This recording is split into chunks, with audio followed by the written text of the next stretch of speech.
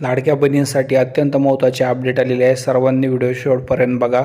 तर बातमी आहे आदिती तटकरे यांच्याकडून या लाडक्या बहिणींचे 1500 रुपये कायमचे थांबणार। तर काय बातमी आहे डिटेलमध्ये बघूयात।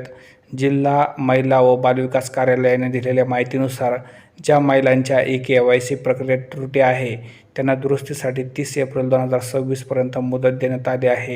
ही मुदत संपल्यानंतर मे महिन्यापासून निकषात न बसणाऱ्या सर्व महिलांचे नावे लाभार्थी यादीतून कायमचे वगळण्यात येणार आहे।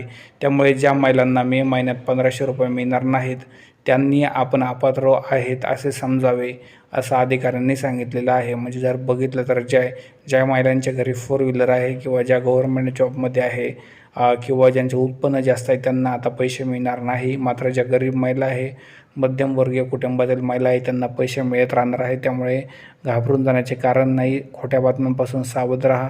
चॅनलवर नवीन असेल तर सबस्क्राईब करा, व्हिडिओ लाईक करा। धन्यवाद।